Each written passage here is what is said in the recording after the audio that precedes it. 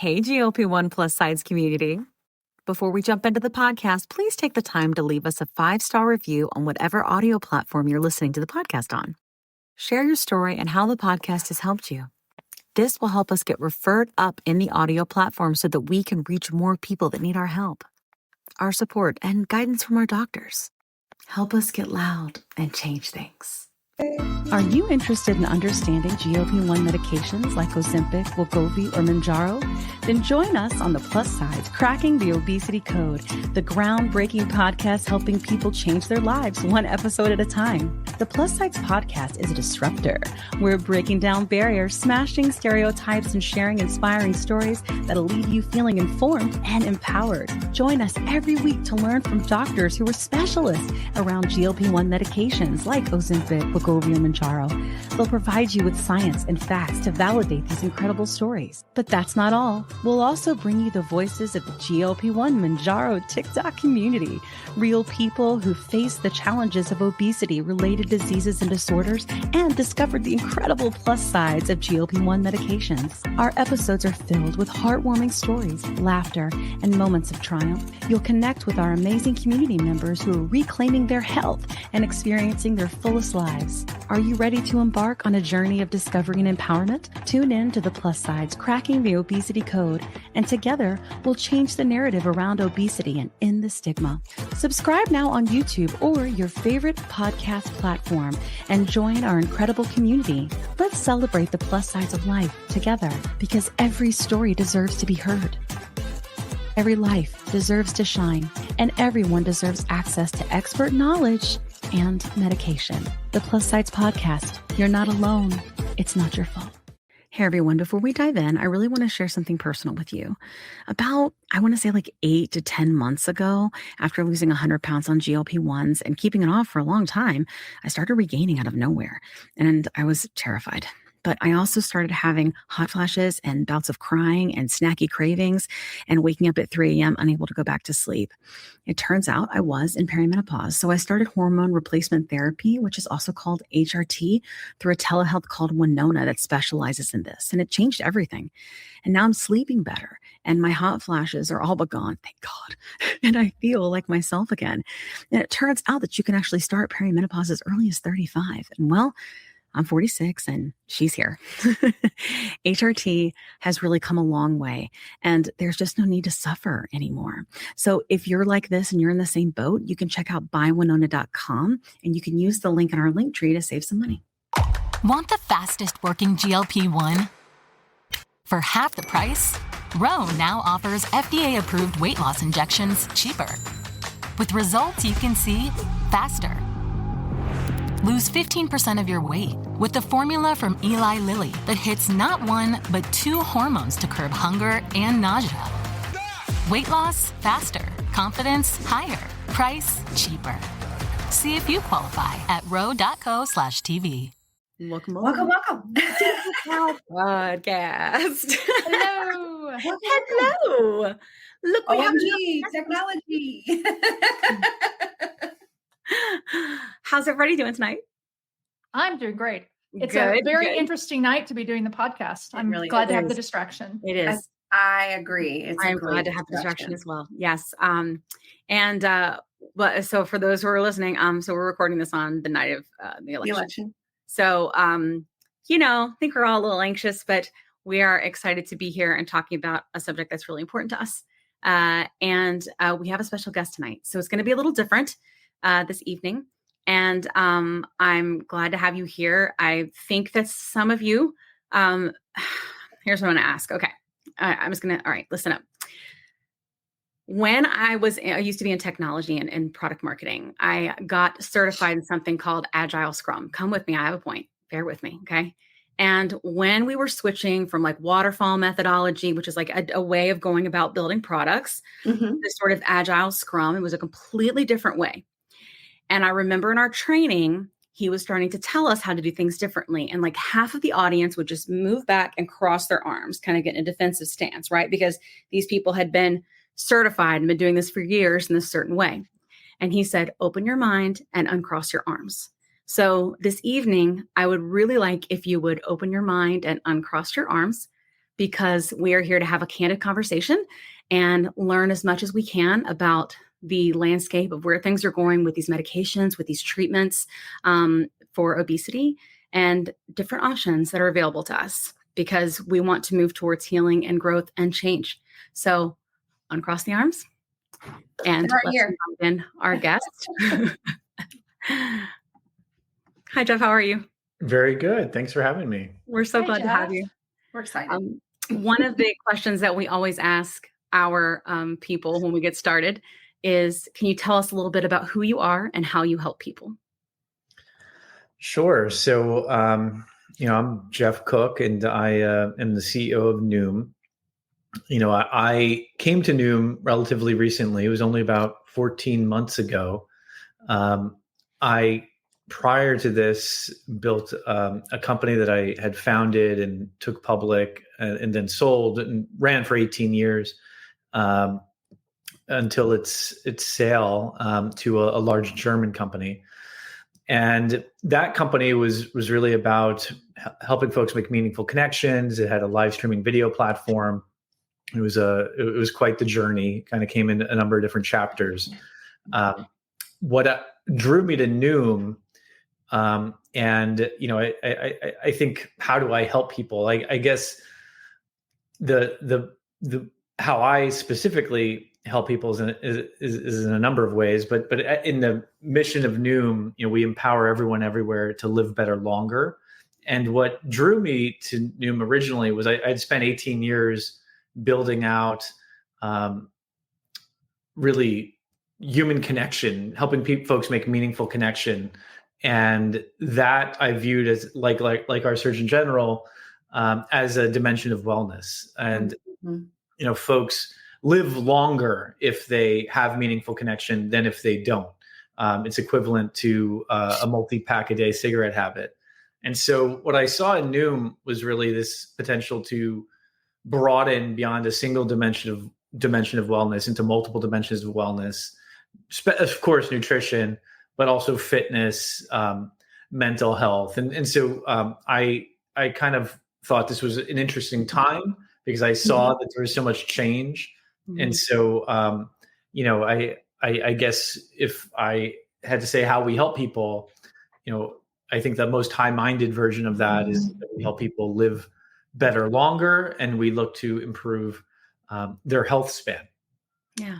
So Geoff, before you joined with Noom, did you have any personal experience with obesity in your family or with you or with anyone you know? I saw recently an article from one of your employees that I thought was really, really good. I saw his lecture too at the conference, but I'm curious of you coming into being with Noom, what you thought of all of that. Yeah. So, when of course, I have personal connection to it. Not myself, but certainly folks in my family. And when I was originally considering Noom, it was conversations with my mother and my sister, which actually led me to it. My sister was actually a big fan of the company. I didn't even realize that until I brought up Noom to her, and she showed me kind of her graph and her rank within the platform. So I think that was clear. And then when I was just chatting with folks in my kind of friend group, it was self-evident that many people felt positively influenced by Noom. And so I took that as an important kind of data point as I kind of thought about, is this a platform that can be helpful? Great. I'm going to chime in here. Good. So can we begin exploring Noom's foundation and background? Can you share with us how the company was initially started and what key principles drove to its early mission? Yeah. So, and again, I'm not the founder of Noom, but our founders, Seju Jung and Artem Pedikov, they spent more than a decade building Noom out. as a holistic health and wellness tool. I think their key insight was that, behavior change and how people make choices, the little choices that are made, 100 times a day, are really what kind of sum up to improved longevity and wellness. And so I think it was one of the first. I'm sure timing was very helpful, but it was one of the first behavior first platforms that that really came into the public consciousness, and it was known predominantly for its psychology-based tools and cognitive behavioral therapy approach to creating and building a sustainable health-first kind of mindset. And so that kind of really hit the zeitgeist, I would say 2019 to 2021. They had been working on it much longer than that. Yeah. But, I think when people think of the Noom brand, many people to this day, think, oh, there's that psychology-based mindset tool for losing weight. I think the founders always wanted to see Noom expand beyond just one dimension of wellness. Had launched things like Noom Mood in the past, and I kind of have taken up now that mantle to kind of bring Noom in directions beyond just nutrition. So Geoff, I work for a company that does telehealth, and we're an obesity clinic, and we've got tens of thousands of customers now. And what we're seeing is with the emergence of the GLP-1 therapies and advancements in obesity medicine, that there's a movement away from diet culture, away from focusing on intense calorie counting and moving to GL supporting calorie counting, like measuring protein and fiber and things like that. And I'm seeing that take a pretty big hold. Are you guys seeing that? And how are you adjusting to it? What are your thoughts on that?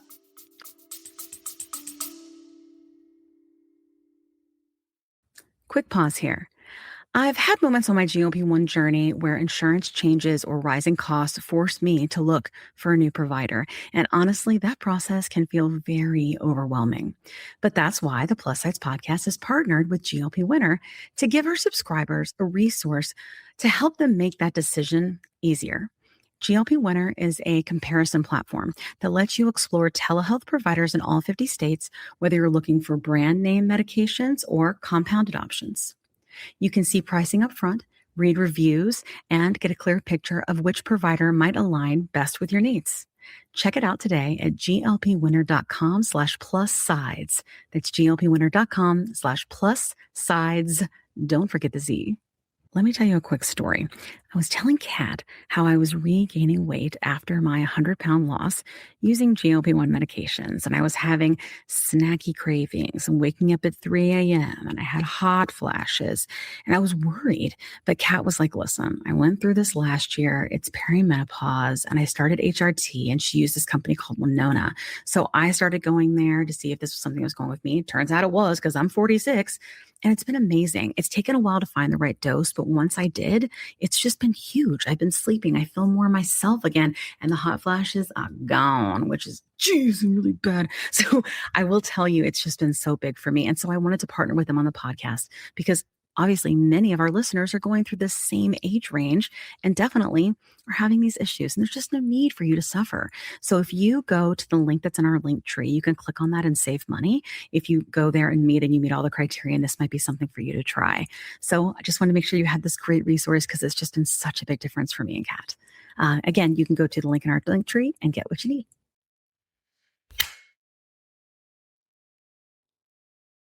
"20 seconds a week to lose 20% of your weight in a year with diet and exercise." That's the power of GLP-1s through Ro. Ro helps find the medication that's right for you, based on cost, availability, and your weight loss goals. Losing weight with GLP-1s is possible through Ro. Yeah, I mean, absolutely. If I were to go 5 years out 10 years out from today, I think the way we really see Noom kind of in the ecosystem is as this guide to help folks kind of live better longer by bringing in to play the wearables people might be wearing, the Apple phone and the Apple Health integration, getting step data, heart rate data, food data, what people are, of course, are ingesting, bringing AI to bear to kind of make sense of all that data, to put the right insight in front of your coach to be able to help you achieve whatever that goal might be, but also to help you map through this fairly more than fairly, quite complicated map of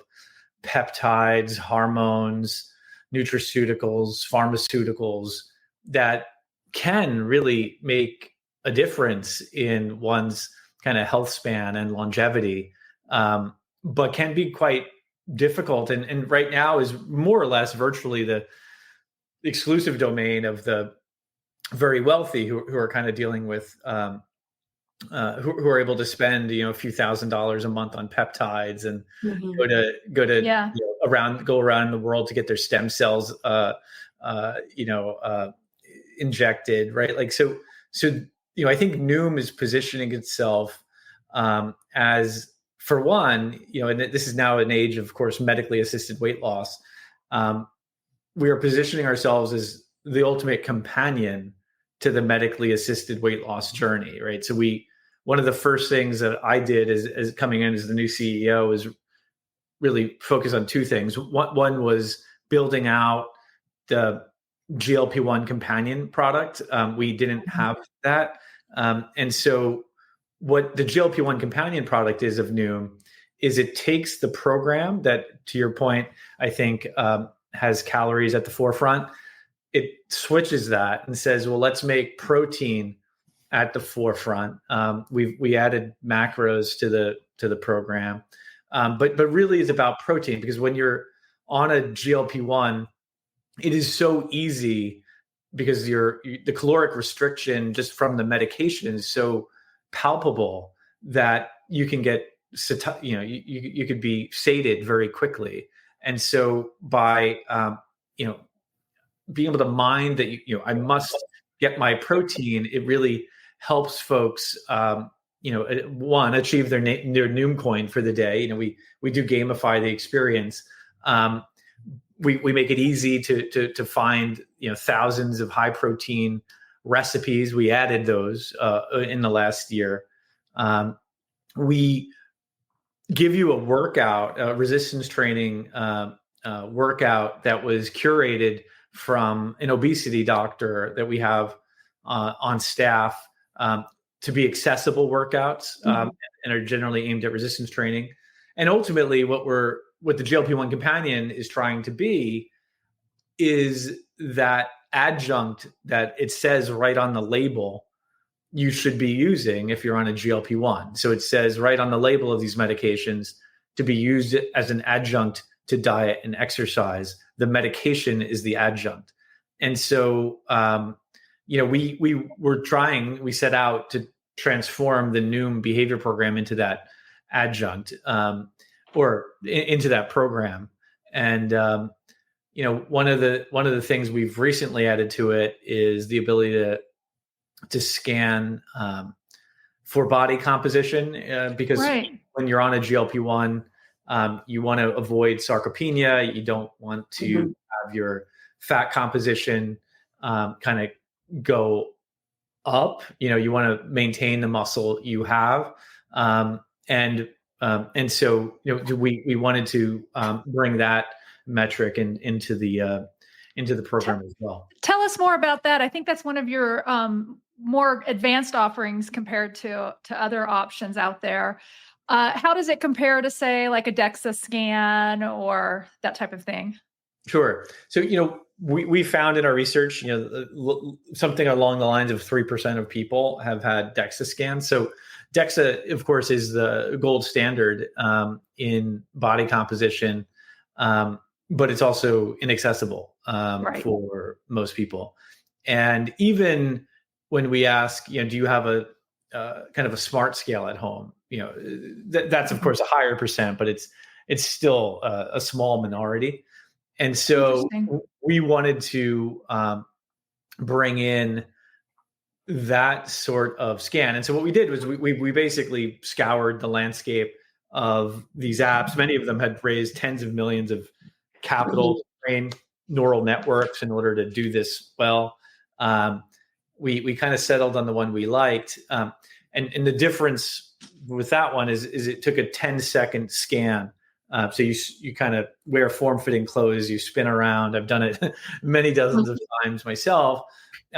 And it comes back with metrics related to body composition, but various other metrics as well. And that sounds fun. It actually can be fun. It was actually very different than what we had seen in the wild, which was often many of these solutions are based on only two photos, a front facing and a side facing, and the much richer 10-second video enables more accurate results. Nice. That's awesome. I'm curious. So I want to be like very candid and have an open discussion. So in terms of, I would tell you the muscle loss, as people in this community that have been on these medications, especially those of us who've been on it for a long time, I would tell you it's the media narrative around the muscle loss thing just makes it seem like if you're on these medicines, you're going to lose muscle. It's eating your muscle and all these different things. So I like the fact that you are incorporating the increased protein and strength training, because I think what we also, a lot of people don't say, is if you're on any kind of diet, right, any kind of calorie restriction, like losing muscle is something you need to do, or something that will happen, like if you're not eating enough protein and if you're not doing enough strength training. So I think it's really good though, because I will tell you, and I'm very open about this, I started this in July of 2022 and I didn't know squat. There was nothing. And just me and a bunch of people got on TikTok and were like, you doing this? I don't know. I'm doing this. We'll figure it out. And that's what it's been like ever since. Right. Mm-hmm. And so the need for, I wouldn't even say some sort of structure. And the reason I say that is because it has to be said that in terms of diets and the restriction and many, I'll be careful about competitors, but many types of companies that have definitely played the blame shame game with people that had obesity and had regained many times, like with the way the culture was. There's a lot of trauma in this community for people that have struggled with constant regain and lived in a big body for a long time. So I think sometimes when we say structure, when we say diet, when we say those different things, I think that it's hard for them to necessarily get on board, And so I think that I wish that there had been someone to guide me around knowing about, maybe I'd still have a butt. I'm not going to lie. Like it'd be great. Like the whole Mounjaro butt thing, that's a thing, because I really didn't have anybody telling me these things. And ultimately with all of the diets I've been on my whole life, you would think like I would know about it, but I didn't. I had no idea what to do. So I think like guidance, right? And focusing on nutrition and then the types of movement that you can do to be able to like preserve your muscle is very good. And I'm glad that you offer that, because and the body composition I think is very good as well. I'm wondering, and you may not know, and that's okay, if you're seeing people resistant to wanting to have any kind of measurement at all, because we do see that in the community. We do see people not want to go with certain doctors because they want to track and monitor on a scale, like from telehealth. Have you seen any kind of thing like that? Yeah. We certainly see folks who prefer not to engage in the scan. And of course that's a choice you can make in the app. There's no requirement. Okay. We certainly do see that. I would say on the body mass, kind of the muscle loss, I've seen research obviously suggesting as much as 40% of the weight lost is muscle. Mm-hmm. And the difference with a typical diet, I don't actually believe that the medicine itself is somehow eating away the muscle. I don't have any sense of that. Yeah, that's been my research. Right. What I do believe is that the caloric, the ability to sustain that sort of caloric deficit for that period of time is simply almost impossible to do. with anything other than a medication. And if habits aren't changing alongside the medication, and then that's how you get into that extreme kind of muscle loss situation. And we don't just deal with it. We certainly do deal with it on the resistance training and the protein eating. We also deal with it on the dosing, which is a little bit unique, I think, to Noom in terms of personalizing the dosing regimen, up titrating where it's well tolerated, looking for 1 to 2 pounds of weight loss a week, not 4 to 5 pounds, which many people experience. And so deciding when to up titrate, no one, like we obviously vomiting and there's some severe, gastrointestinal side effects that can be associated with this. We seek to minimize those as much as humanly possible by not just following the standard dosing protocol and going kind of what we call, low and slow. Yeah, I actually think that's great. Just like I've actually facts. I've been on all of these because of shortages and insurance requirements and step therapy and all of the different things. Like I've been on the diabetic versions, I've been on the obesity versions, same thing, but it is what it is. And I will tell you what I have found, and I'm sure that like from the TikTok community, and I don't think it's going anywhere because the need or I think a lot of people, when they go to their doctor doesn't know any of this. That's very, very common. I think it's changing and I think it's evolving, but the people come to our lives and go, I'm sick, I'm vomiting, I'm this, I'm that, right? Because they don't, but why? I think people don't think about, like, back to behavioral.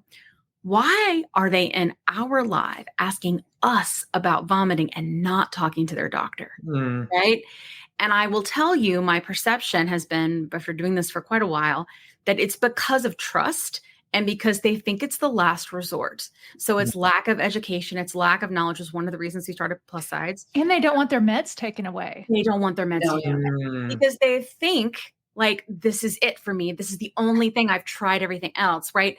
And again, I think that if the doctor knew more and could have a conversation about how that's not true. Like, there are many things that we can do and options that we have. This isn't the end all be all or the only thing that's available, So I guess where I'm going with that is when it comes to the slow titration, I think that's actually really good because there are some doctors who will only follow the protocol of the studies and rush people up every month to 15 milligrams of, zepbound, which makes people very sick. And then it gives a bad name to the medicines and to what we consider a movement and all of that because of that. So I do think that's great that you've thought about those things. I'm not sure that there are a lot of telehealth. I mean, I know a few that are great, but that have done that, Yeah. So Geoff, I'm seeing in just the medical space at large, there's a movement towards more virtual medicine and specialty clinics like Noom does and like Fridays does.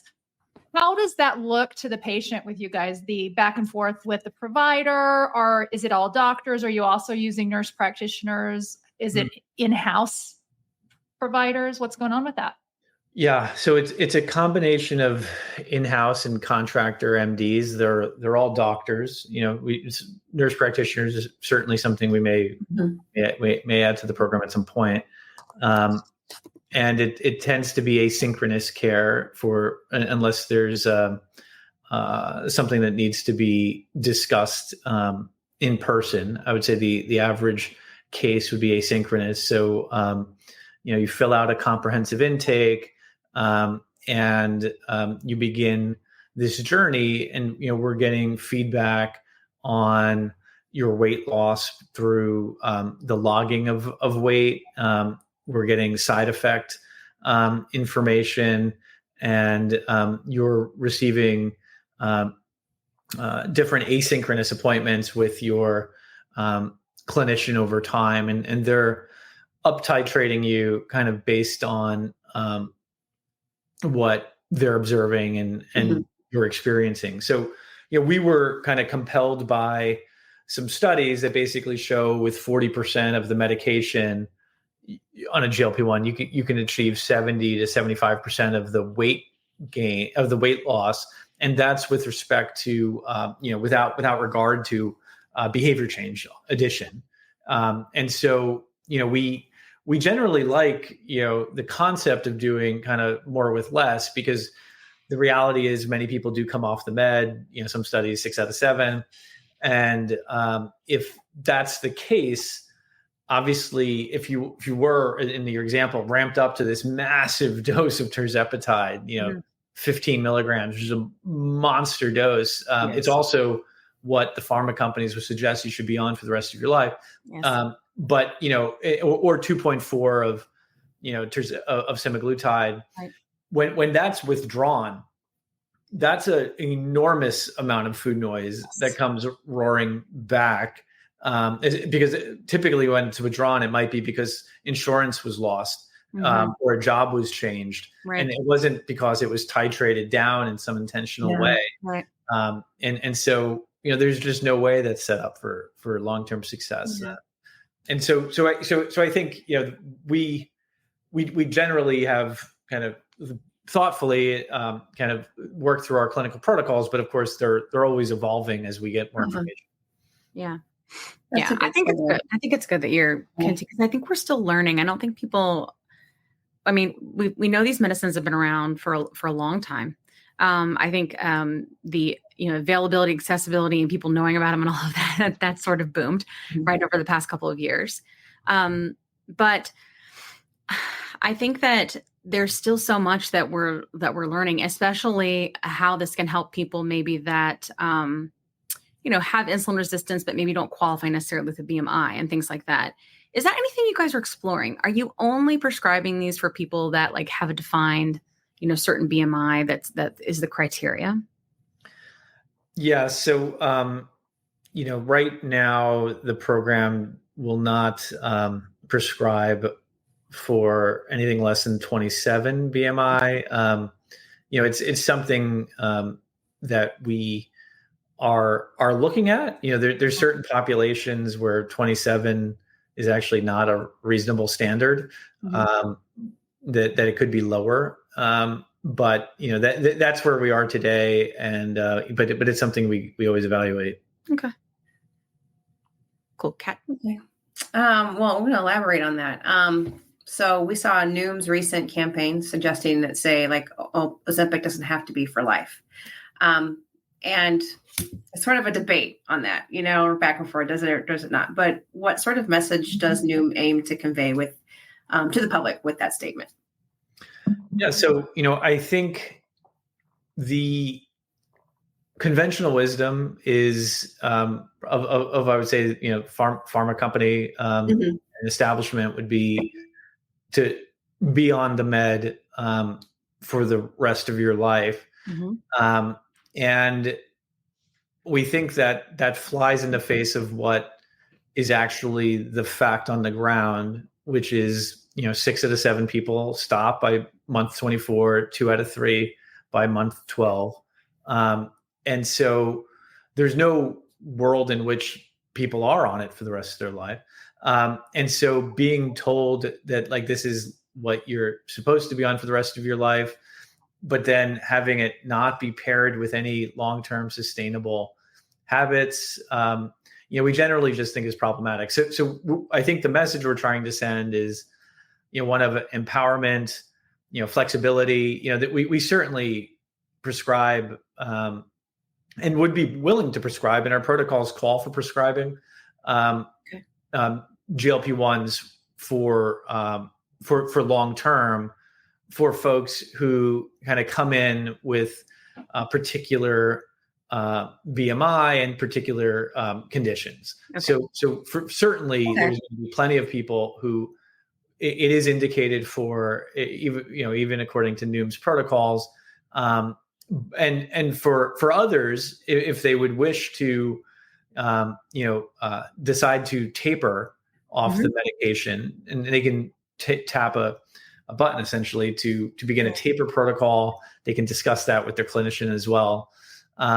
What that effectively does is it changes the content of the digital program, the Noom Behavior Change program, and it starts to prepare you for that taper off over the course of the next 2 to 3 months.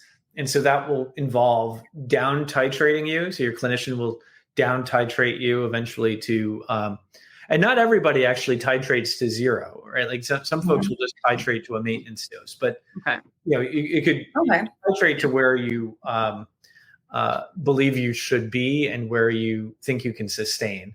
Then the program kind of does start coming back with, bringing calories to the fore, less about protein, the cognitive behavioral therapy, mindset aspects start becoming more to the fore. The resistance training, becomes a little less, in your face and required. And so, our goal is to basically meet people where they are. They come in, obviously, all different, areas. Some people want to lose a certain amount of weight. Some people actually don't want to afford, as you can imagine, Noom, especially on the medication plan, is expensive if you're thinking about being on it forever. And so we see people thinking, well, look, you know what I'm going to do? I'm going to kickstart my weight loss journey with the medication, and then I'm going to sustain it. And maybe I'll need some medication from time to time, but I'm going to sustain it. And so for some people, that may be a budget conversation. That may be a budgetary reason. For some, it may just be a desire not to be on a med for forever. But that's how it's coming. And one of the interesting bits that we really think has some legs here is when you start. One of the hardest things that Noom has had to deal with is obviously helping people change habits that are long entrenched, right? Like that's just very, very, very difficult. And one of the things that does make a difference, and Noom's data shows makes a difference, is early successes, early wins. And people in a weight loss journey, of course, they measure successes by the scale. Sure. And if they're not achieving that, there's a good chance, if that month 1 didn't see some weight loss reward for the effort paid, that person is not going to adopt those habits. If you can adopt the healthy habits at the same time as the medication, you can get this self-reinforcing effect where you are getting kind of reliable weight loss, in part, of course, because of the medication and its effect, but you feel like you're also getting healthier at the same time, and you're being rewarded one way or the other through scale victories.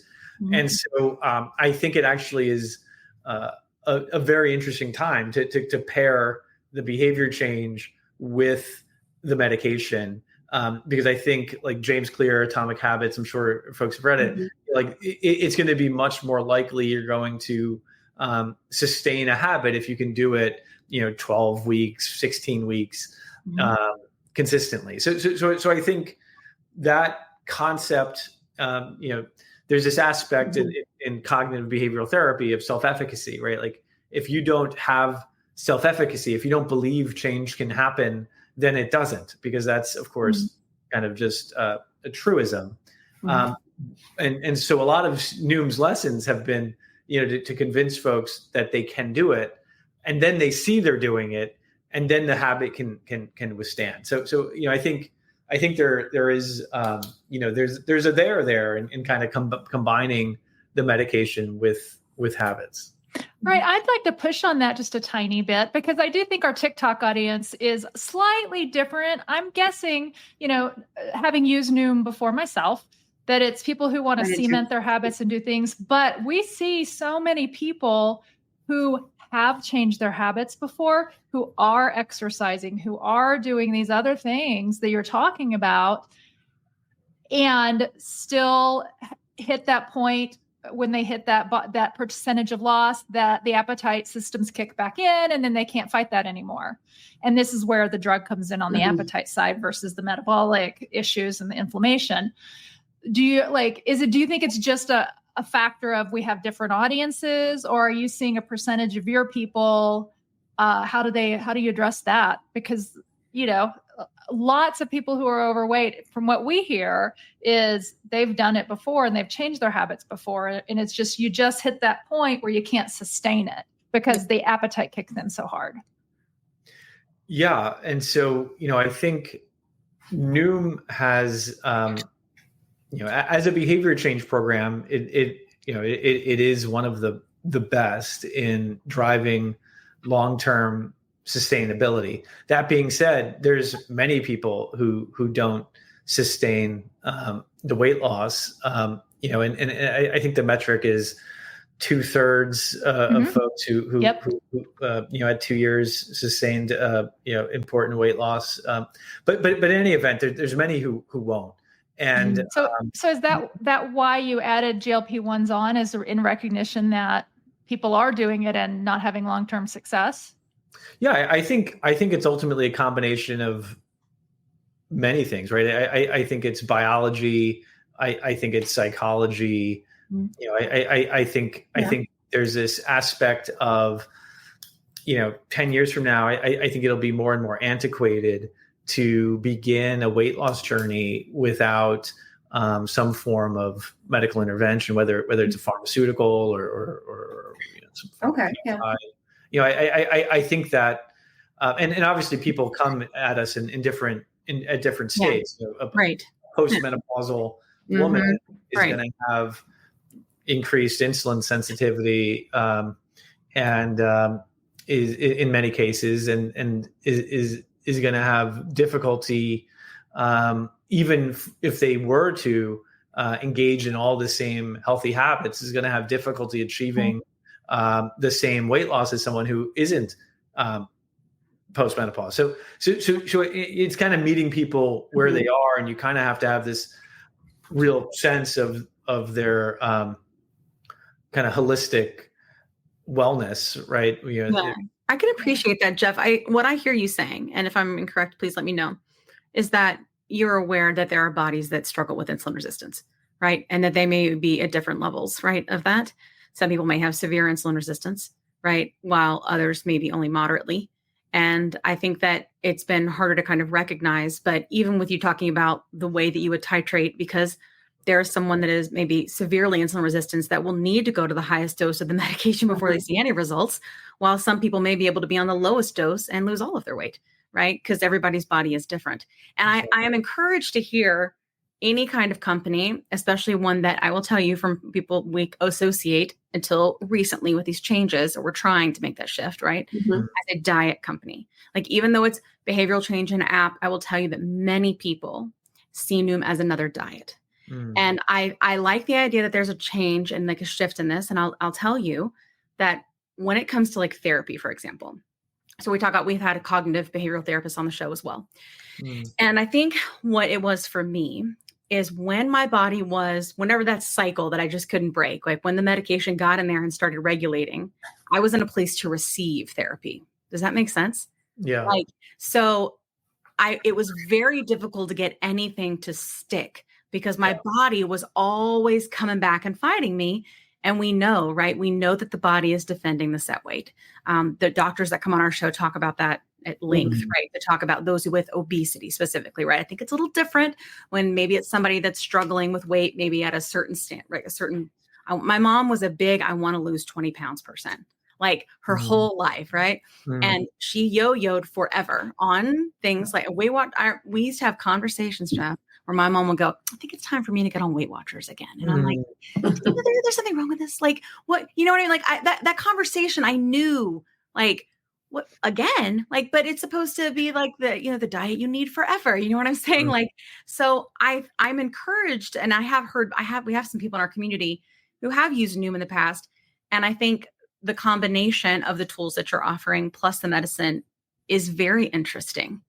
And I would love to talk a little bit about like accessibility and affordability and kind of what I'm a marketer and kind of what your like go-to-market strategy has been to be able to help people, right? From like an enterprise perspective, as well as like, to a consumer. How are you going about getting this in the hands of the people that are sick so that they can get better mentally and physically? Yeah. So it's a great question. Access is incredibly important. When I joined Noom 14 months ago or so, I inherited the original GLP-1 product, which was a completely brand name,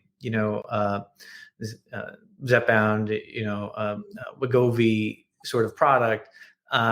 And one of the very first things I asked was, well, what percentage of folks are actually getting the medicine in their hands, right? And that was actually a really hard question, apparently, to get to the bottom of.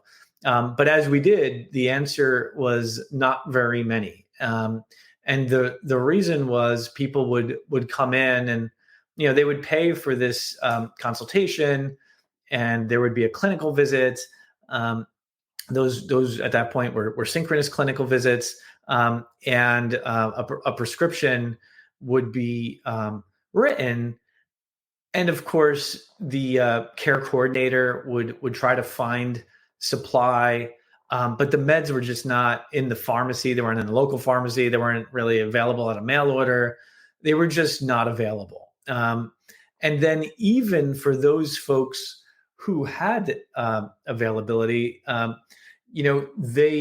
they may not have the right insurance, and they might be available, but they might be $1,000, $1,300. And so, I think one of the first things I noticed was, of course, GLP-1s are just extraordinarily expensive in the United States, 5 to 10 times their price elsewhere. And they're out of supply for the most part. They're difficult to access. And so the answer to that question is less than 10% of people were actually going through our program and getting the medication in hand.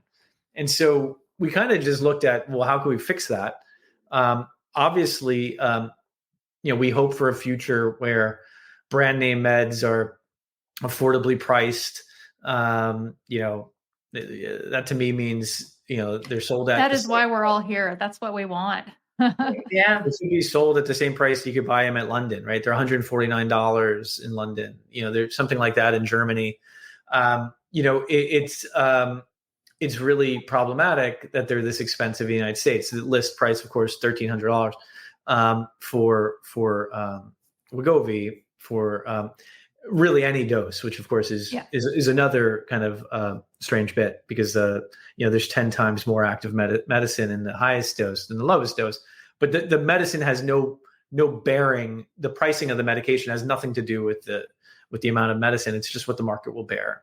And so that was clearly true. It was clearly true that despite the very high price, or maybe in part because of it, it was just hard to access, even if you could pay it. And so we went down the compounded route, and that was a big decision for Noom. Right now it seems like it's everywhere, but at the time we made the decision, it was probably back in February or March, we kind of really analyzed that it could be done in a way that we thought was trusted. And I kind of had to learn, as you can imagine, the finer points of the 503A, 503B regulatory framework. We went with the 503B pharmacy. We visited the pharmacy. 503B pharmacies are regulated by the FDA. Many of them are also creating generic medications, as was the case with ours. And they're creating, in our case, non-EpiPen epinephrine for hospitals. And 90% of hospitals are getting compounded medications in some form or another. And we saw, semaglutide, compounded semaglutide, coming off of the same line as generic non-EpiPen epinephrine. And so that built some faith. But we also hired third parties.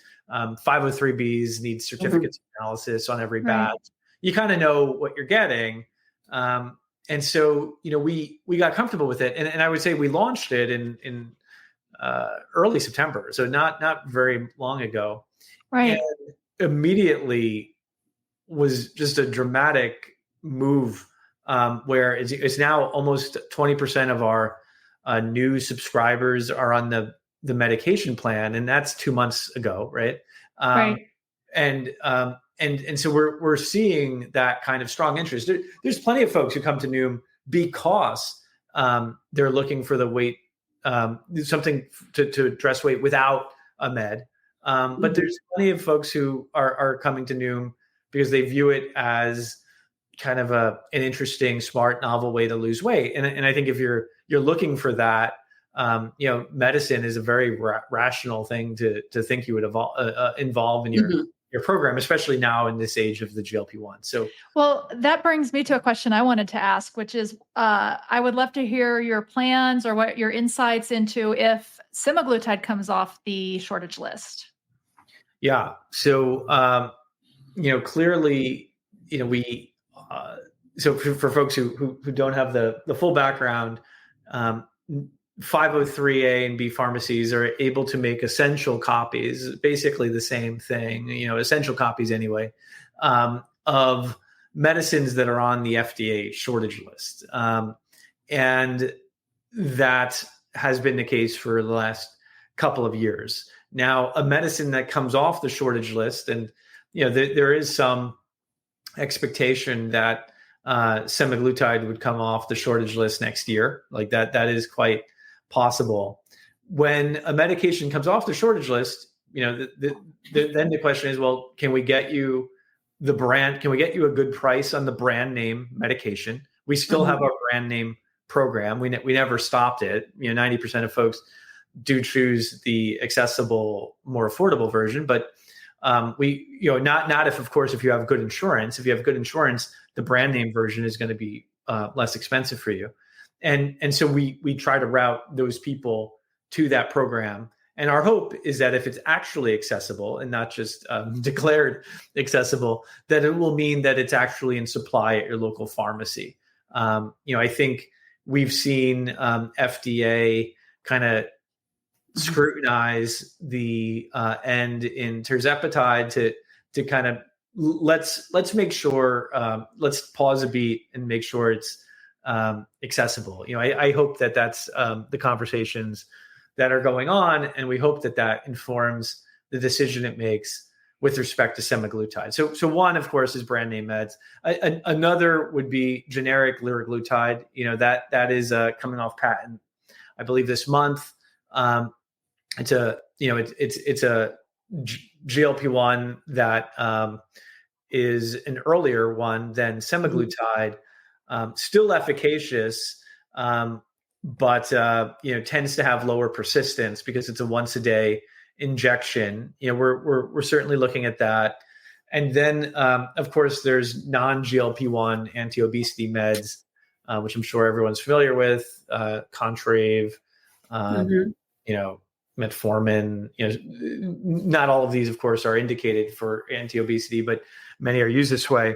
But then there's also non-essential copy formulations of GLP-1s. And so in a time of shortage end, you can continue to compound the medication in certain situations when it's to the individual benefit of a patient, and when it's it has to be in the individual benefit of a patient. And that often means like there's a different method of administration. So you're seeing, sublingual semaglutide, sublingual tirzepatide. You'll continue, no doubt, to see post-shortage. You'll likely see these injectables with some other formulation. So, for example, with a vitamin, but it has to be a vitamin not otherwise available through an FDA-approved method. But you're going to see some of this. I've seen in the wild. I've seen glycine. I've seen L-carnitine. So glycine arguably helps with muscle retention, and I think L-carnitine maybe with calorie with protein burning. But in any event, you're going to see these different copies come on. Now, what is the big question? And these non-essential copies clearly meet the bill in terms of meeting kind of I think the letter of the law. But you also have two extremely powerful pharmaceutical companies with endless cash, and how will that affect who could be proved to be quite litigious, presumably? And so, I think we're about to sail into uncharted waters with the shortage. When that moment of the shortage end comes.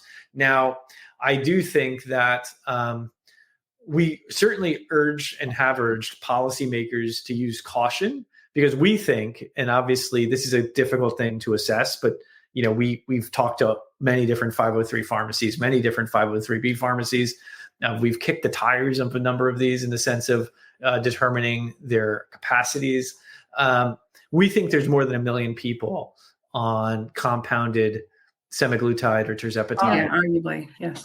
Absolutely. I've heard as high as 2 million at this point.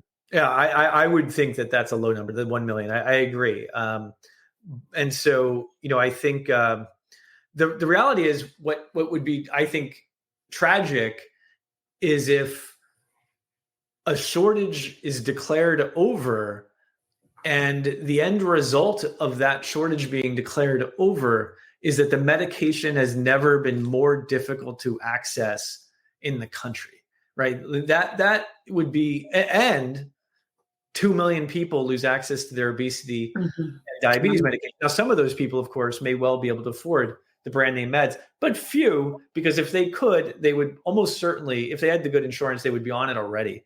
Right. And so, that's the situation I think we're heading towards, and we hope policymakers use caution, because we do think, and we think we've looked at the law, right? Like, and the rules related to this. There are only so many factors they can look at when ending a shortage, but one of them is demand. And there's nothing that says on the books they have to only look at demand for the, high price, 10 times the price of, everywhere else in the world, medication. The demand for the med at $2.99 per month, they could look at that and say, well, where are these 2 million people going to get their meds? Is there a solution for them? Now, Lilly, has a Lilly Direct program, and that's a nod in the right direction, I think. But it's still quite a bit more than the compounded program, and it still has its problems, and practically speaking, with availability. I've heard that too. Yeah. Yeah. So are you guys, I think I understood that you guys you have some pretty big players, part of your corporate program. Are you finding you're making waves and starting to roll benefits managers and people into understanding a future ROI of investing and covering these, or adding your plan in when they do cover them? What are you guys doing with that? Yeah. So, we do have I think Noom is known for its consumer product, and it's mostly a consumer product. We do have an enterprise business that launched about 2 years ago. And I was actually at the health conference where we met and announcing 2 new programs that kind of bring GLP-1s more into the heart of the enterprise program that Noom offers. Okay. And one of them is in partnership with a company called Waltz Health, which is kind of a pharmacy network. We're able to deliver medication to the door. Now, these are always brand name meds because in the enterprise space, it's brand name meds that tend to get the attention because the shortage end is so uncertain. And so you have to have a good brand name program if you're even to contemplate a compounded program. But we get brand name meds to folks. We have a good price through our pharmacy network on those meds. Obviously, still quite a bit higher than the compounded price, but far lower than the $1,300 list price. It's kind of, and then we combine that with the behavior change program, and we ultimately are looking to make employer more to help make it easier for employers to say we're going to cover the GLP-1, because we do know that 80% of folks who 80% of employees with obesity, more than 80%, expect the meds to be covered, and they of course they should, because they expect a disease to be treated. And so, but many plans and employers just can't pay this extremely high pharmaceutical company set price. Yeah. And so, we try to create the most affordable version of that program we can with as constrained by some of the pricing that we have today. And then for the folks who don't want to cover it because of the price in most cases, we offer, as we've continued to offer, the Noom obesity suite for the behavior change, but we've added this year a discount on our non-branded, compounded glutide. And so the pitch here is, yes, even if you don't cover it, give your employee a pathway to the lowest price access to that medication they can get. And so that seems to be resonating. They both seem to be interesting of the moment products, but it's super early. We just announced them less than a month ago, and we hit the market with them in January 1st. We'll happy to report back some other day on how that goes. Are you open to talking about legislation at all? And I ask because we went to, Plus SideZ went to the Senate hearing, the HELP committee. And, they were discussing PBMs, right? And the issue kind of with pharmacy benefits managers. And, let's put it this way. They had the CEO of Novo Nordisk there to ask some questions about the list price. But ultimately, the finger pointing kind of went back to, I can't tell you what the list price is because ultimately it's different for every single one of your PBMs. And it was my take from it that he was saying, hey, listen, like I want more of your people like on Ozempic and Wegovy, of course, right? Or whether it's liraglutide, whatever it may be. He was like, but I'm telling you that there have been times like with insulin where I dropped the list price and the PBMs dropped me off the plan, right?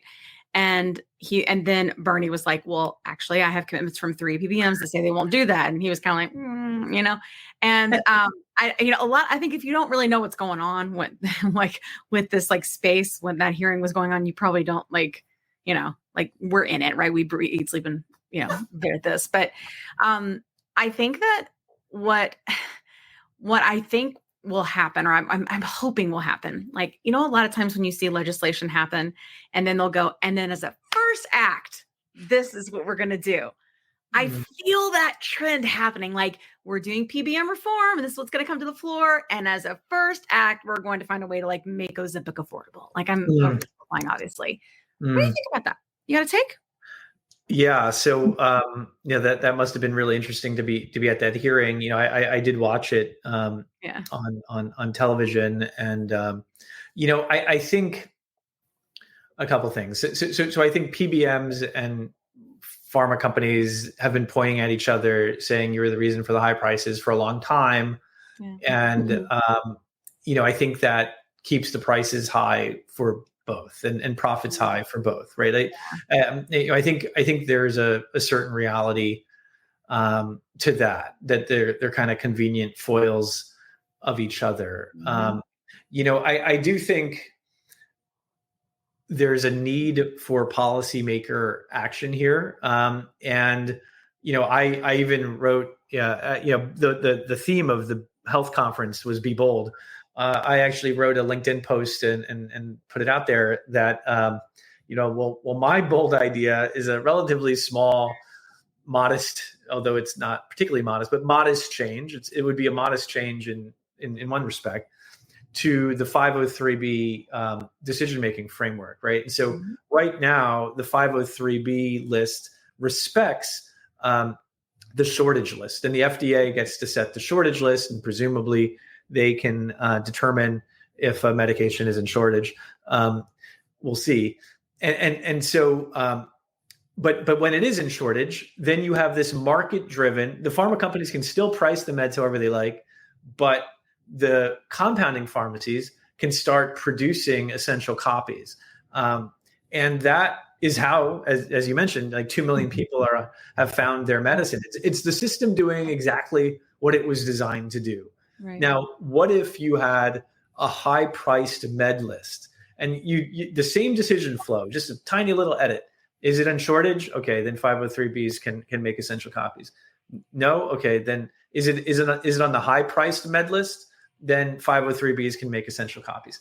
And then policymakers can set that high-priced med list to be any number they like, right? They could say, well, let's look at the basket for the same exact medication at the same exact doses in these countries, Australia, Germany, UK, whatever the country mix is. Mm-hmm. And then if you charge us more than 150% of that, or 200% of that, then you're on the list, and you're going to face, you can still price it however you like. It's a free market, but you're going to face some competition. You're not going to get to do that without competition. So I would love to see that. Now, the only way you're going to see that, of course, is if you get legislative action. The other thing we also support, we support affordable choices however they come up. So that's kind of a more far-fetched. I wish it wasn't far-fetched, but we've seen Elizabeth Warren, we've seen Congressman Doggett, Senator Warren, Congressman Doggett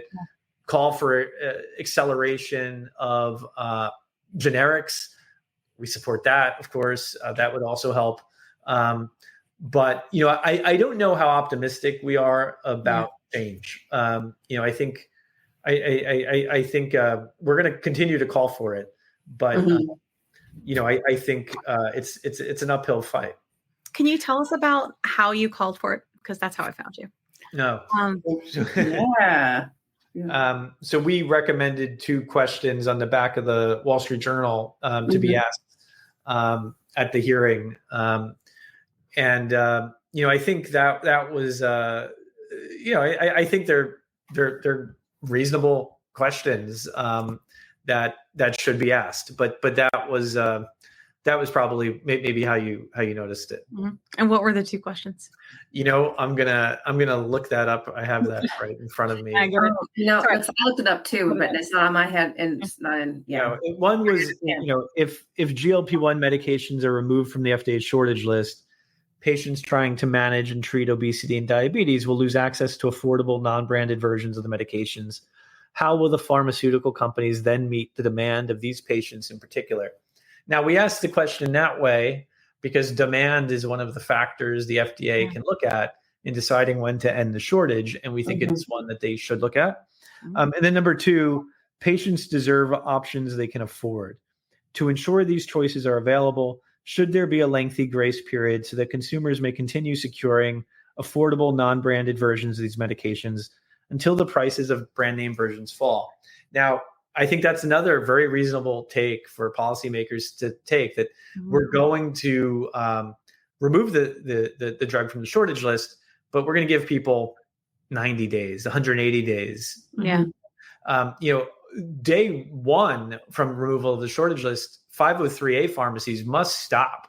So distributing or face, I think, even criminal penalty. And so, it's going to be a real problem if the med is essentially still in shortage, but it's removed from in the sense that it's difficult to access, but it's removed from the shortage list, meaning all the compounded medications essentially come off the market. Now, maybe not all, because I think I'm sure there'll be some players that kind of push it, but and you're gonna see folks also gravitate towards non-essential copy formulations, but it's just not clear what that supply chain will look like, and that's kind of still evolving right now. So you can't have as much faith that supply is going to be there.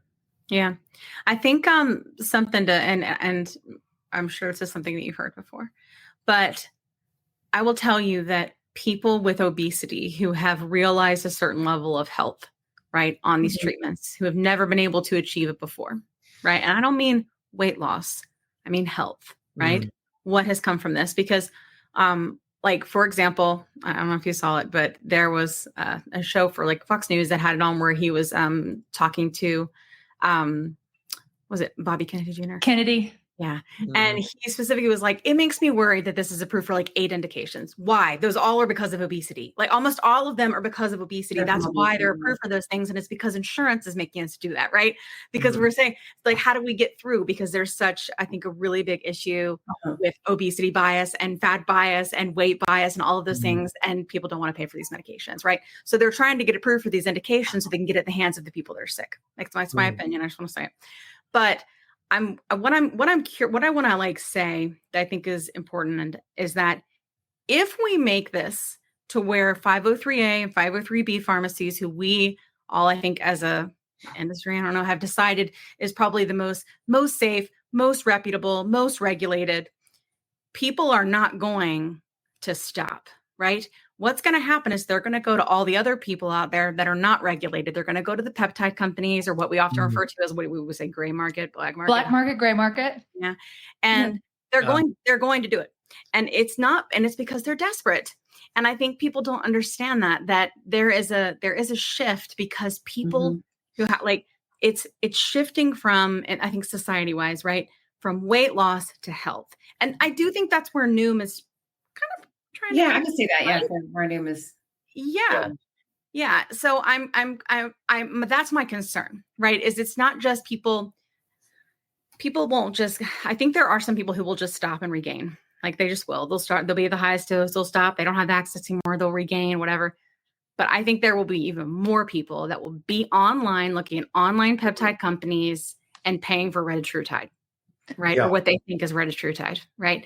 Yeah. And that's what's going to happen. And then people are going to get sick. They're going to get taken advantage of, and we're going to be in a way worse situation, you know? And I have a concern about that. And I'm wondering if you've seen anything like that, or if people that you work with have heard or feel that way.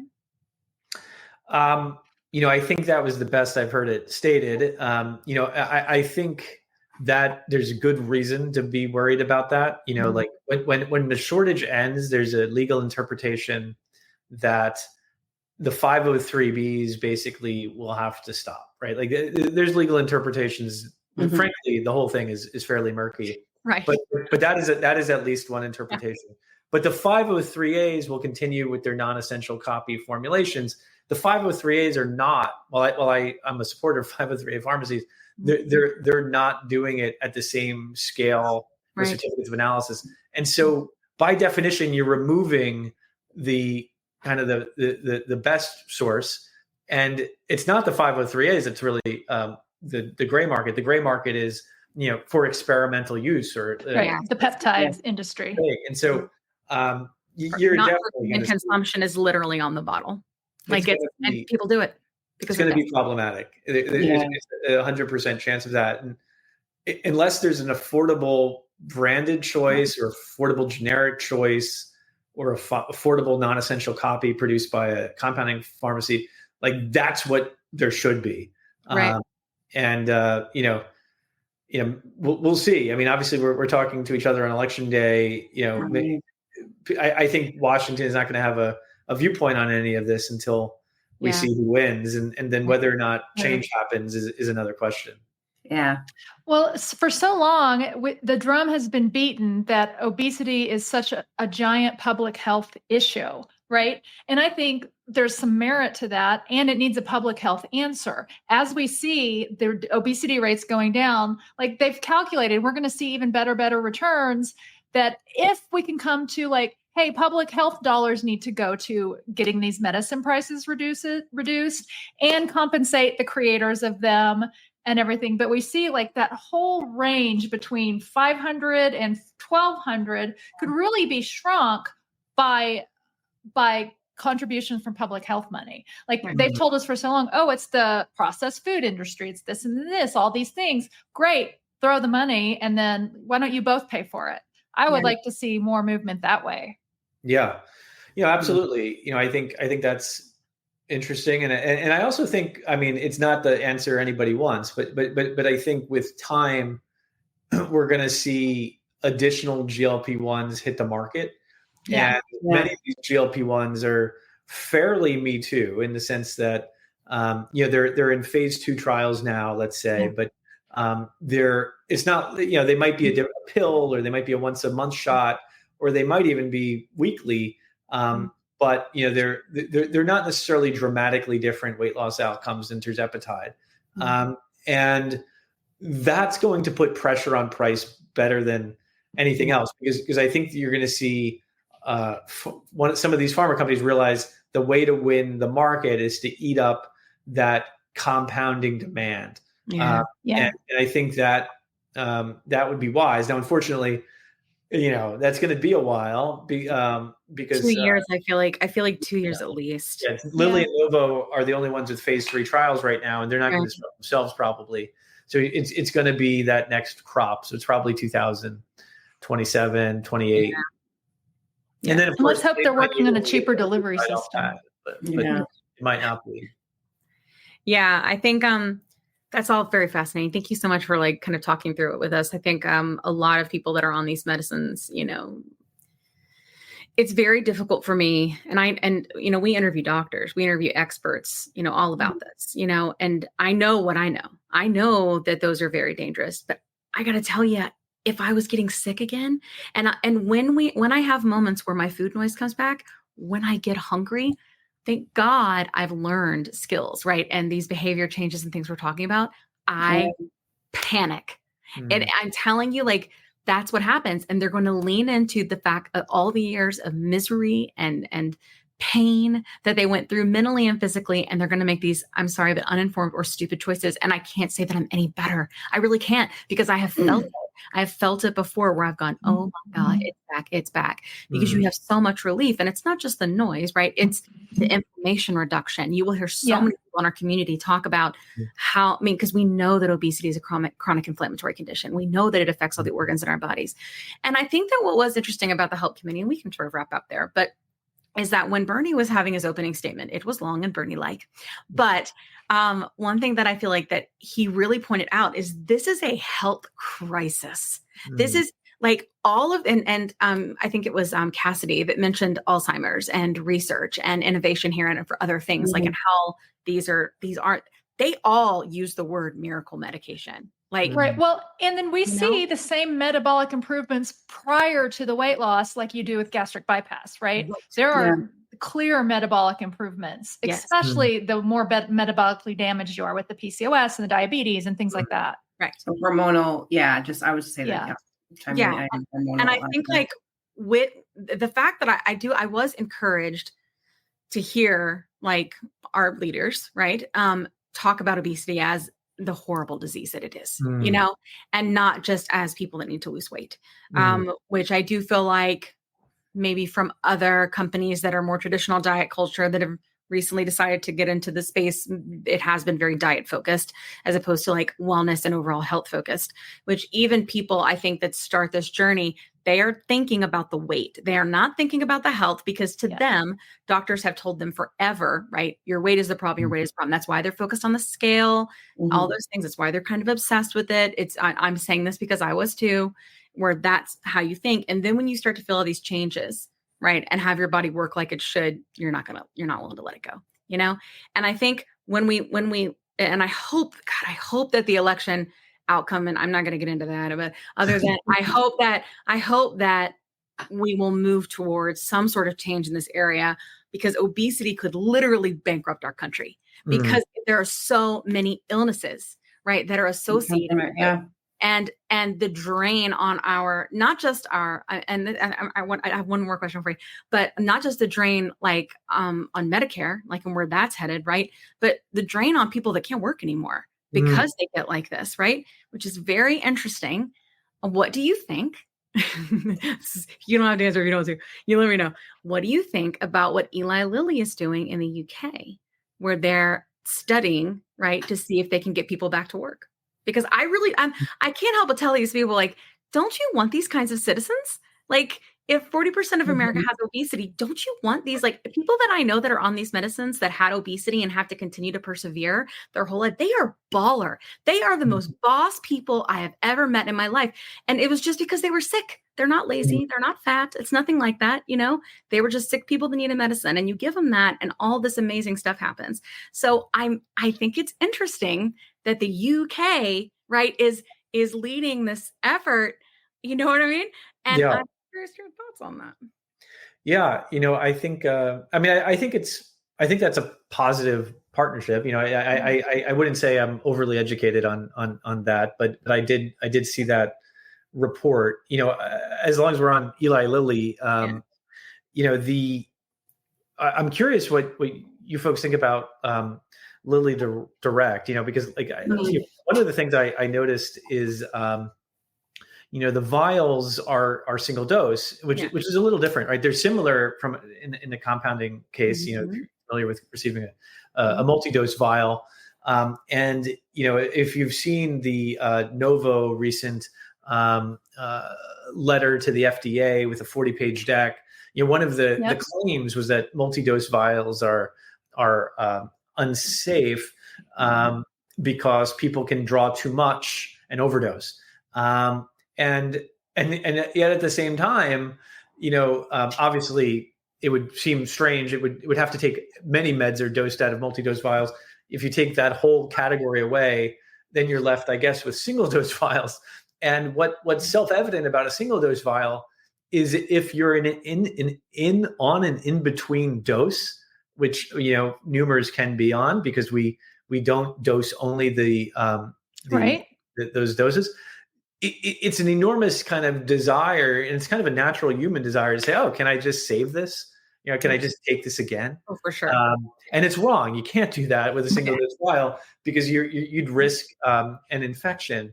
But it just struck me that if you're going to create a vial, it might be rational to add the preservative to make it multi-dose because I think people are going to just naturally.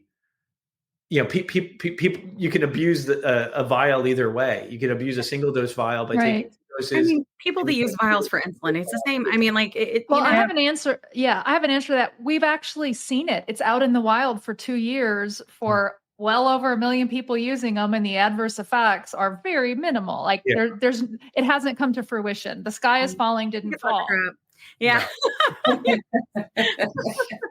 I just think it's one more reason to be like, oh, be afraid, because that's what America does, especially is they're like, let me find a way to create the fear factor. Right. But I do. I think you're right. And I will say in terms of the way Lilly is handled with the single dose vials, I do think that it's brilliant because what they're doing ultimately is cutting out the PBMs. Right. And if they can get their price right to where it is about what people would pay for compounding, and they offered it in all of the doses, then I think they would take out the compound market. I think they would take it out. Yeah. I agree. But they'd have to offer. Or they would shift production to all of the compounding pharmacies. Yeah. And from what I'm told, so pharmacies or telehealths, they can send in a script to Lilly Direct. It's not, you don't have to necessarily. We do. Yeah, we do. We do Lilly Direct. We do too. Noom does too. Yeah. Good. Yeah. I think there's a common misconception that that's not what happens. People don't know that. The availability is still tough. Yeah.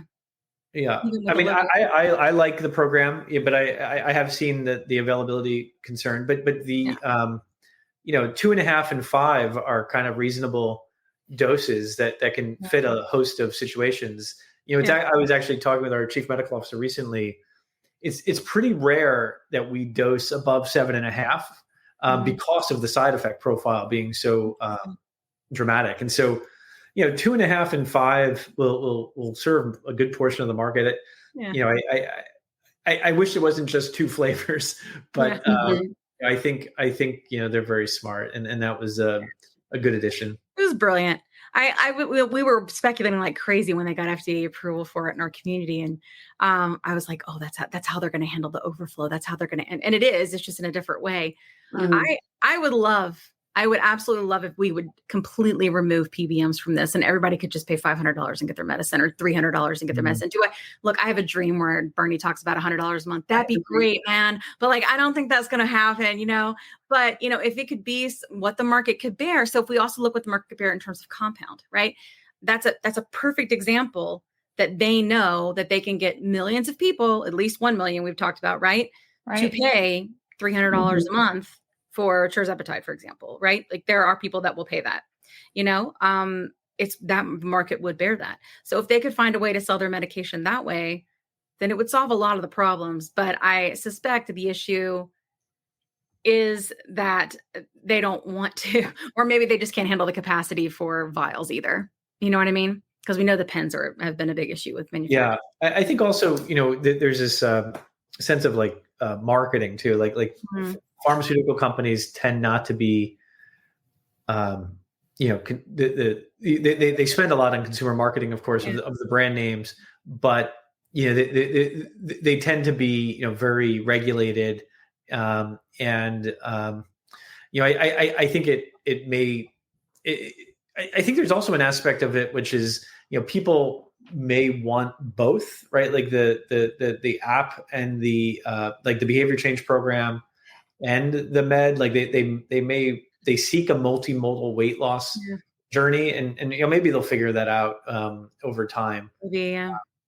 Well, and the reality is we can deliver that via virtual health with the medications still under the $500 price point and make it more affordable for the insurers to cover. And then we know, and like all of our materials, and I know I peeked at your materials at conference. We show that with the two programs combined, they have a much, much better rate of success. One of the things I've heard from different companies is, we have this many people on it, but a lot drop off and don't have success. Right. And we know that the marrying of the drug with the program really makes it successful, and that will deliver for the employer. Right. That will give success for the employer or the whoever's providing the insurance. I do think that there's an answer to your point about the employer piece. Cause I mean, obviously we want people to have this covered by, insurance and stuff. Right. I think there are still a lot of companies that it's not just the cost, but I do think there's still quite a stigma, right? Yeah, for sure. Around covering obesity medicine, weight loss shots, and all those kinds of like language. I think there's a lot of ignorance, and ignorance to me just means not informed. I don't mind. I mind willful ignorance, but I do not mind people that don't know. That's what our podcast does, right? But I think that it would be interesting to see how Noom could work with companies, right, to get them to understand. And I'm wondering if it makes it a little bit more palatable, right, for you to say, oh, no, like they're not just going to be off like on the weight loss shot, getting sick and vomiting. We're going to be guiding them and we're going to be helping them. And maybe we help them get off the medicine, because a lot of people, they're thinking about this like phentermine. They're like, you get on, you get off. I'm thinking about this, about insulin resistance and stuff, because there's nothing. There's not enough knowledge there. There's just not. And I don't know if they're necessarily be receptive. I would hope so eventually, but let's, we gotta go slow. But I'm wondering if a company like Noom with the behavior piece would make it more like, okay, maybe we do that, might help with some of that bias and ignorance, I don't know. Like I'm hopeful. We do wrap the solution, as a more than meds program. So like, yes, meds and so I think that may well resonate with treating kind of the whole person, and getting that benefits manager kind of over the hump. I can see that. Well, and especially when they're already spending, and I'm just going to use the same example we're not going to say from earlier. They're spending quite a bit a month for some of the other big national programs just for counting points. Yes. And ultimately too, that has been quite the gate for many of us in this community, where we have had our insurance all of a sudden like cover obesity medicine, but they've been like, just kidding. You need to go on this particular program, traditional, for 6 months, and then we'll decide if you are worthy enough to have medication to treat you further. If we think that you can do it on your own, which is just a shit message anyway. Sorry, I got to say it, but that is very common. That like 6-month roadblock. You better do this diet program, and it is usually the one that we were talking about. And insurers are adding that in. Like I hear of a new one every day. It's just like a stall tactic. It really is it's like another gate, and it's another problem for us to deal with. So, and that goes back to, it's just bias. It's like, you've done this to yourself. Why should we pay for it? Yes. I think that's very true. Yeah. At least that's our experience within our community and what we hear from others. But I'm encouraged to, because I don't think a lot of companies have taken that corporate position. Like I feel like Noom is trying to do like that like go to market strategy. So I'm very encouraged to see how that might land. Our chief medical officer, Dr. Adonis Saremi, his protocol, and he feels passionate about this, is that you don't start with a behavior change, right? Like in this day and age, you should get the medication. If you go in for any given condition to a doctor's office, they don't say, well, try to, some throat exercises to get your sore throat to improve. Right? So, I think that probably will feel antiquated 4 or 5 years from now. As I think that is where society is moving past that. I do believe that. Yeah, and I like that your perspective when you talk about 4 to 5 years from now, it'll seem kind of antiquated. So I really hope so, because I feel that. It's very hard to see. It's very hard to see our people suffer. I know that sounds dramatic, but when you're on TikTok and when you're on IG and you're on these social media platforms,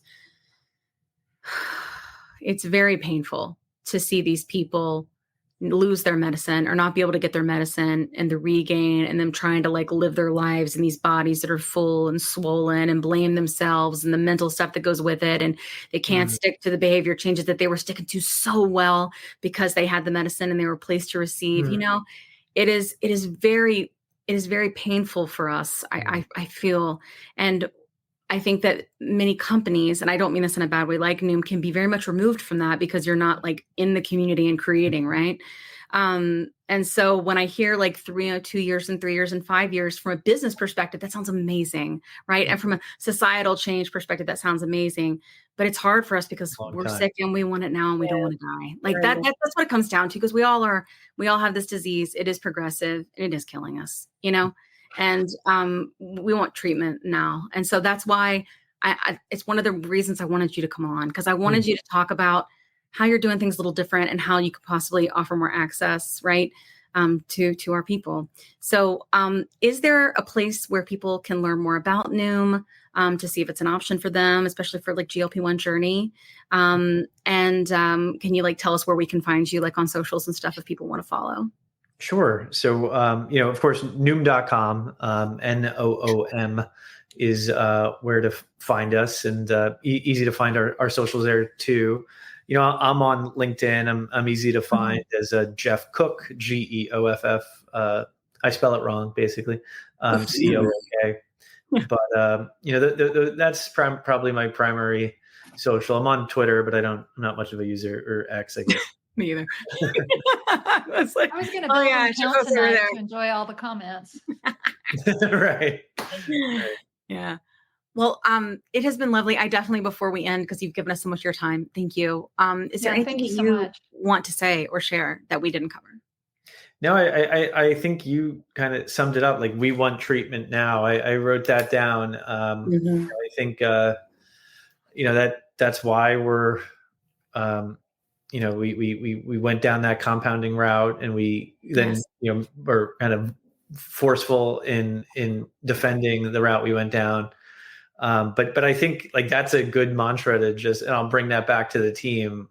We want treatment now, right? Like, not 5 years from now, not when it's generic semaglutide.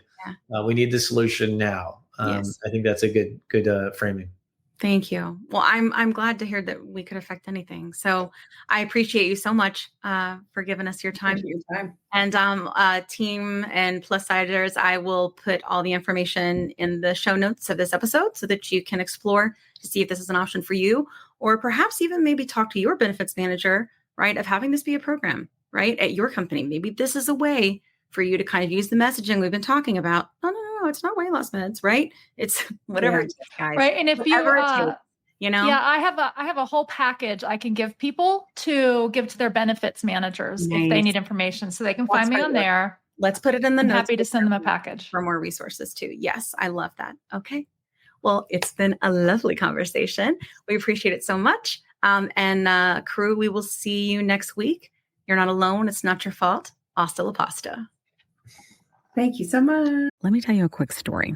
I was telling Kat how I was regaining weight after my 100-pound loss using GLP-1 medications, and I was having snacky cravings and waking up at 3 a.m. and I had hot flashes, and I was worried. But Kat was like, listen, I went through this last year. It's perimenopause, and I started HRT, and she used this company called Winona. So I started going there to see if this was something that was going with me. Turns out it was, because I'm 46. And it's been amazing. It's taken a while to find the right dose, but once I did, it's just been huge. I've been sleeping. I feel more myself again. And the hot flashes are gone, which is, geez, really bad. So I will tell you, it's just been so big for me. And so I wanted to partner with them on the podcast because obviously many of our listeners are going through this same age range and definitely are having these issues. And there's just no need for you to suffer. So if you go to the link that's in our link tree, you can click on that and save money. If you go there and you meet all the criteria, and this might be something for you to try. So I just want to make sure you had this great resource because it's just been such a big difference for me and Kat. Again, you can go to the link in our link tree and get what you need. Today's episode is brought to you by Ro, a telehealth platform that's changing the game of GLP-1 access. What sets Ro apart? Ro understands the challenges of navigating insurance hurdles and the skyrocketing prices of GLP-1 medications. That's why they specialize in getting insurance approvals for GLP-1s. And if insurance is a barrier, they go a step further by prescribing brand name zepbound vials for prices close to those of compound GLP-1s. With Ro, you're not just getting a prescription, you're getting a partner in your journey that's helping you access affordable treatment and guiding you every step of the way. Whether it's insurance approvals or cost-effective alternatives, Ro is here to make sure that you get the medication you need. Visit ro.co/plus SideZ with a Z today to see how they can help you take control of your weight management journey with affordable, accessible care.